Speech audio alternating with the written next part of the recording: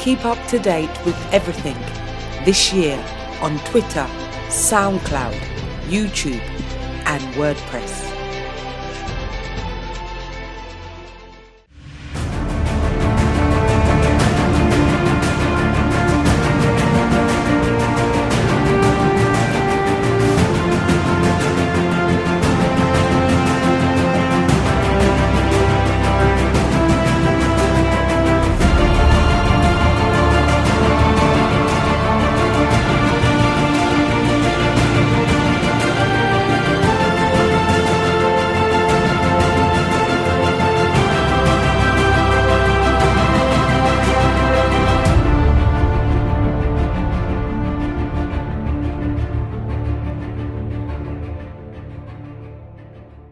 The Baku City Circuit continued to pose a challenge to all the drivers throughout the Formula 1 field on Saturday. Hello and welcome to the Saturday review for the 2016 European Grand Prix in Azerbaijan. And we start with FP3, where Lewis Hamilton moved to the top of the timesheets in the last minute of Saturday afternoon's final practice in Baku to lead Mercedes teammate Nico Rosberg by a quarter of a second ahead of qualifying for the 2016 Formula 1 Grand Prix of Europe. Force India had a strong showing as well, with Nico Hülkenberg and Sergio Perez in the top six. Daniel Ricciardo was fourth in the Red Bull, Sebastian Vettel was fifth for Ferrari, and Max Verstappen was seventh behind Sergio Perez for Red Bull. So, as you can see, it was tight at the top. Lewis Hamilton topped the session late on with a 1:44.342. And Nico Rosberg was second with a 1:44.610. So not a lot between those two drivers. So, from what we discussed yesterday in the Friday review, things have changed a little bit. Obviously, Bottas had a little bit of a problem in FP3 where he was coming into the pits and the cover, which you could say drain cover that holds covers the wiring that goes into the commentary box, actually Sky's one, went up and just literally got sucked up and damaged the car. So Bottas missed the most, if not pretty much all, of FP3, which was a shame for him. But as I did say yesterday, Nico Hülkenberg and Sergio Perez confirming that Force India are quite strong. Definitely for this weekend are strong. Their Friday pace and in FP3 as well has been very, very good, and they can expect to be challenging in qualifying for the top spots, definitely. Daniel Ricciardo and Sebastian Vettel, an improvement, you have to say, from both Red Bull and Ferrari, but I would assume that the guys that are with the Mercedes powered engines can easily turn the engine up in qualifying and do 143s, maybe even 142s than the 144s they're doing here in practice. So I would say that if we're going to talk about it, I'd say that those guys, when they turn their engine up with the Red Bulls and Ferraris, probably be able to do 144s, I'd say. I mean, it's not really too far, but I'd say a second improvement for those guys in qualifying. But what does this leave? This leaves an absolutely tight qualifying session. Lewis Hamilton snuck in at the last moment and got the fastest time, making it a clean sweep. He's been fastest in all the practice sessions so far, and that is something which is going to bode very well for qualifying. Between the battle between Nico Rosberg and Lewis Hamilton is definitely going to be an interesting one. But the Mercedes powered engine cars, I do think, still are going to have that advantage going into qualifying. The Red Bull and the Ferrari, the Renault engined cars, I just think unfortunately are going to struggle once again when everybody turns the engine up. It's one of those things where Mercedes have got the grunt, they've got the engine power to maximise the performance. They don't have to run so with such high engines in practice, they don't need to do so. But when they've got that qualifying mode ready to turn up the engine, then they're there. They're there, and they can turn it up, and they can gain God knows how much. Nearly. I would suspect that in qualifying, from the 144s they're doing now, they'll probably be able to get into the 140, low 143, high 142s. I'd say that's the ballpark they're aiming for. I would assume that, even though they haven't set those times yet, we saw in Bahrain that they were able to set monstrous times with that car. So I would assume that it's no different here in Baku. Once again, I have to reaffirm how much I really do love the Baku City circuit. It's a really, really challenging circuit, and it's one that we've seen even the best of drivers make mistakes. And I'm sure continually still over qualifying in the race, we're going to see drivers making those mistakes once again. It's a track which really you have to be on your A game to ace it.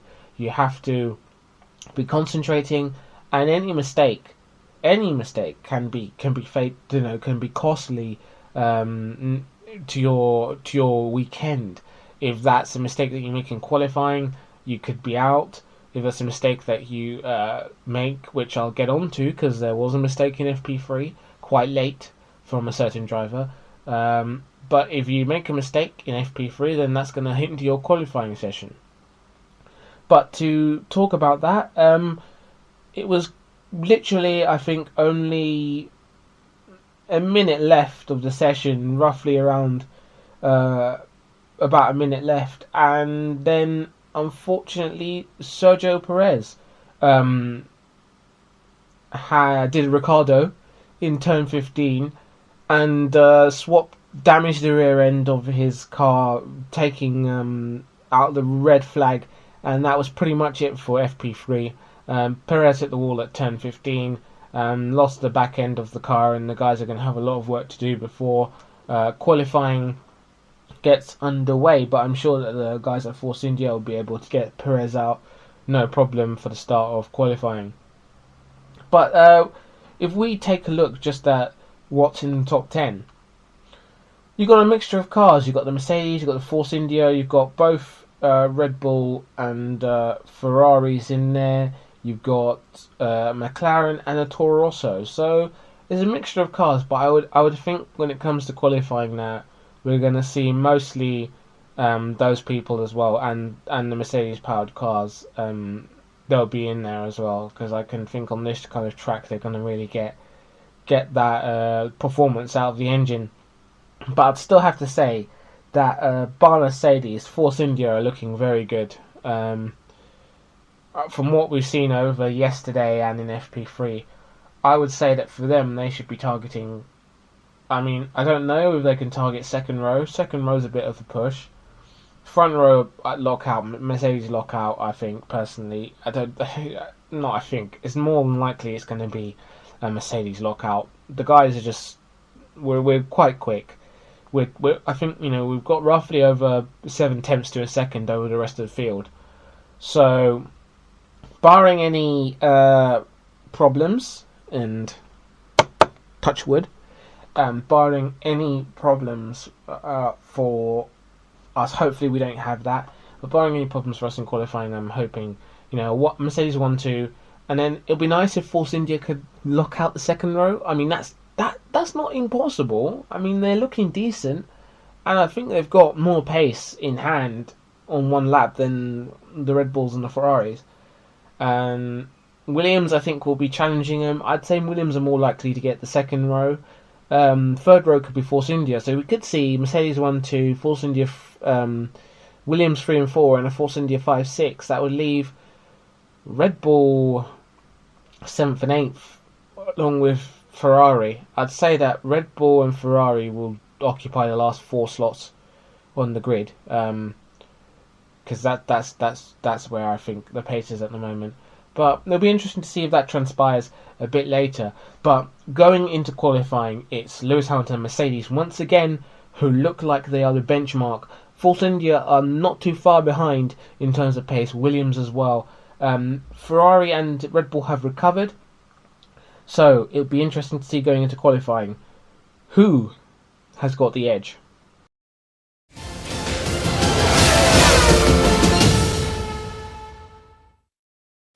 In a qualifying session that tested both man and machine around the Baku City circuit, it was Nico Rosberg who created history by claiming the first pole position at the Baku City circuit for the 2016 Grand Prix of Europe in Azerbaijan.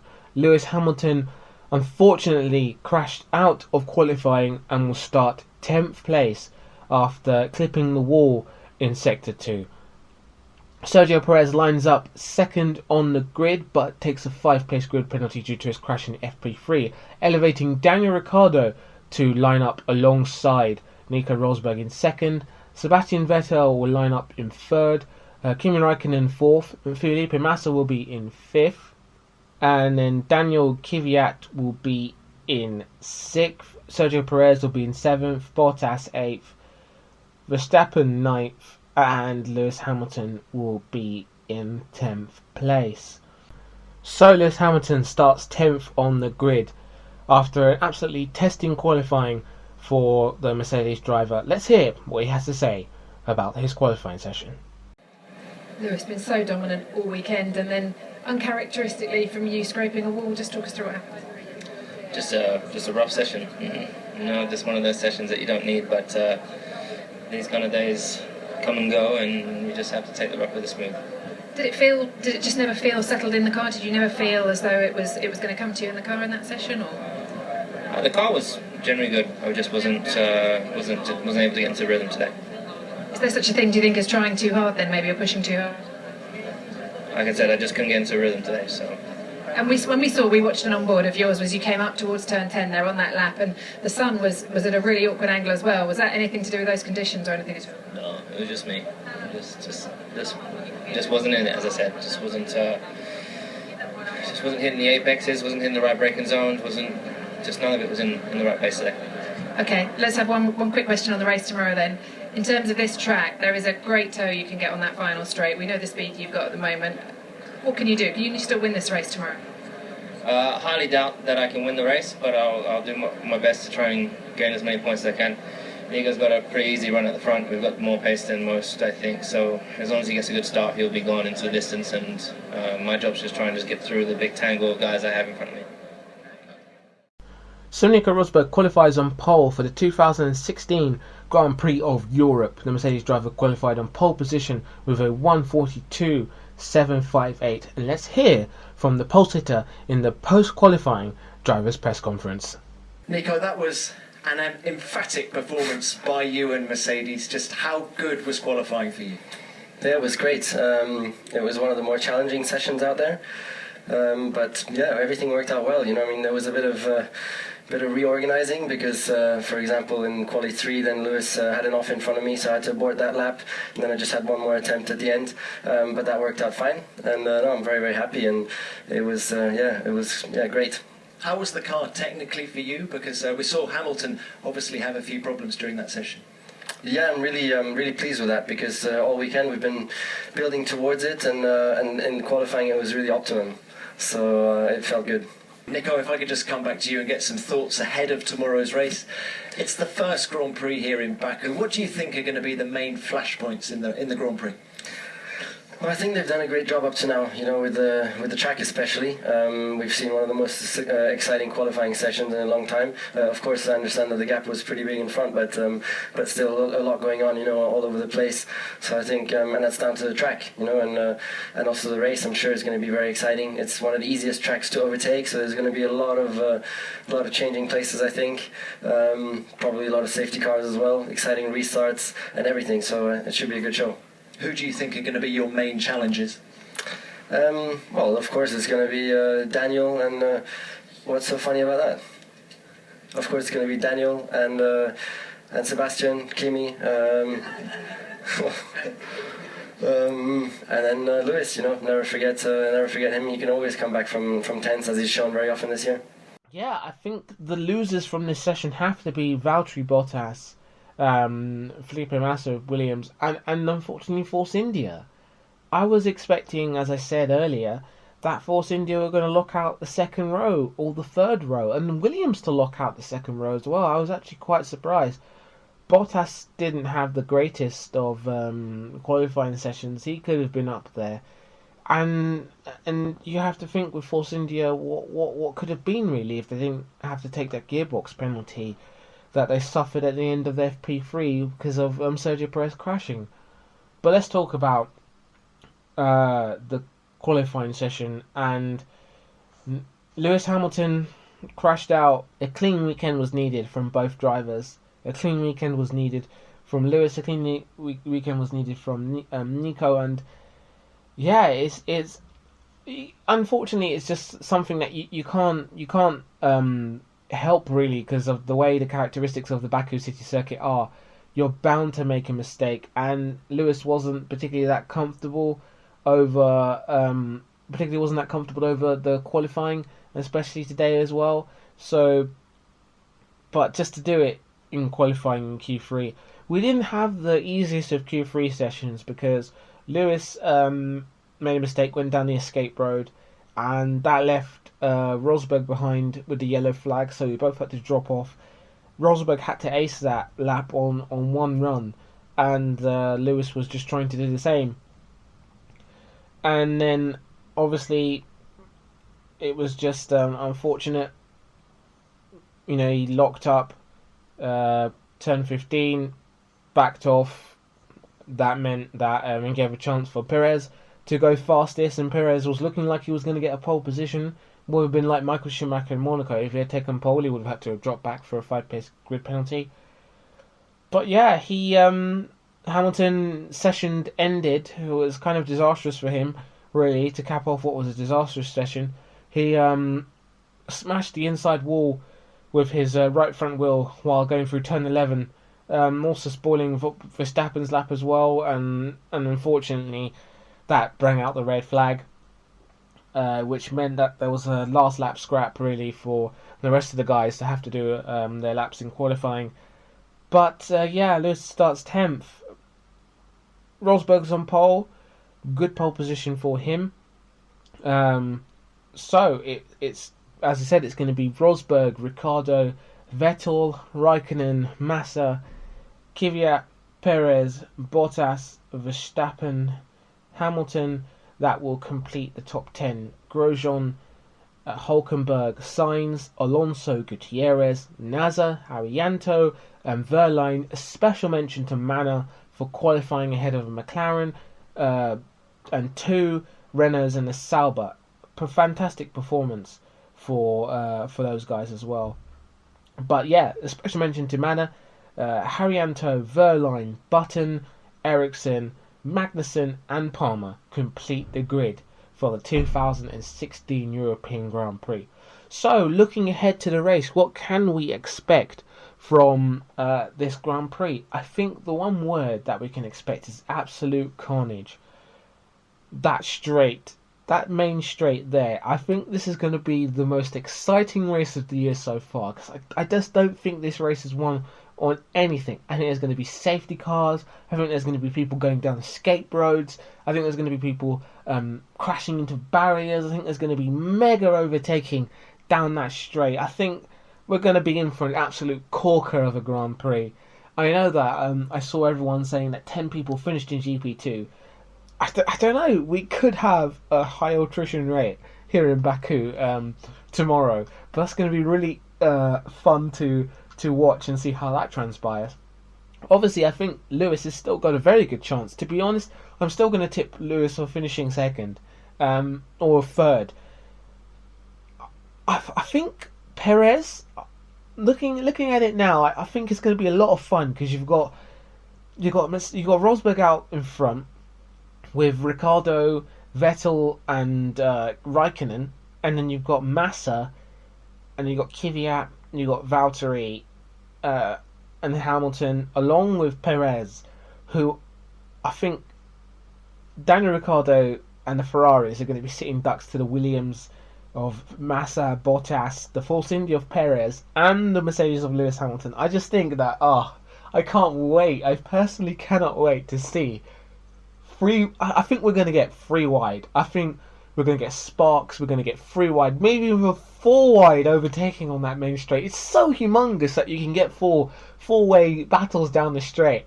It's going to be phenomenal. But looking at it, I think the Mercedes-powered cars know that wherever they qualify, even Hamilton, I think, barring any problems, barring any of those guys going out themselves, there's going to be safety cars, there's going to be restarts, there's going to be all that shebang. So they're going to be, with the high power HPP engine of the Mercedes, I think those guys are definitely going to be in the pound seats to be doing some overtaking. Expect the Williams, expect the Force India, expect the Mercedes, and to be just going through the field. The Manners as well, I think, can get, maybe 12th or 13th in this race. You might even know they might score a point if they keep themselves out of trouble, considering that I can't envisage people not going into the wall. I think there's going to be some people that will be in the barriers. I think there'll be safety cars, as I've just mentioned. It's going to be an absolute crazy Grand Prix. Nico Rosberg's on pole. But if I was going to have to choose a top three, I'm going to say Nico Rosberg for the win. I'm going to say Sergio Perez for second place. I'm going to go Lewis Hamilton third. Just because I think that Perez will get a good jump off the line. I think then Hamilton is going to get a good jump off the line as well. I might be wrong. We never know. It's going to be tough, but I think Sergio, good at managing a race. I think Rosberg might check out if he doesn't make a mistake. Sergio Perez starting ahead of Lewis Hamilton, I think that's going to be crucial. I think he will get past the Williams, but then I think that Lewis will have the speed to get past the Williams as well. I think they're quick, but they're not that quick enough. I'd still say Force India at this moment in time is probably more quicker in race pace than the Williams. So, but don't bet on. I think the fight for third place is going to be quite interesting as well. So I'm going to go for a top three. I'm going to go for Nico Rosberg, Sergio Perez, and for Lewis Hamilton. You never know. It could be Lewis Hamilton that finishes second. So please do not take my word for it. This is only a prediction. I'm not saying that's going to happen. Obviously, just a quick disclaimer, because I know that I've seen many times through social media, once you predict something, people come and absolutely take you to the cleaners once you get it wrong. So these are just predictions, guys. Just predictions. Let me know in the comments below where you think. Let me actually know in the comments below your top three and who you think is going to finish on the podium for tomorrow's race.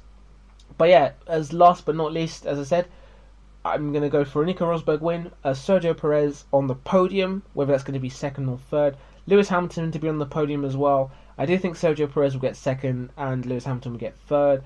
I also say that Felipe Massa and Valtteri Bottas will go fourth and fifth to lock out those two places. I think then the Ferraris and the Red Bulls will negotiate the top 10 between themselves, and maybe Nico Hülkenberg can get himself down near the lower part of the points. But this has been it for the Saturday review. Nico Rosberg is on pole with a 1:42.758, and after 3 bad races, the momentum has slightly swung Nico Rosberg's way. Can he convert a pole position for a well-needed win and increase the gap over Lewis Hamilton in the World Championship? Only time will tell, but first Friday practice has been interesting. Saturday practice has been interesting. Qualifying has been absolutely enthralling, and I think we are in for an absolutely spectacular Grand Prix tomorrow.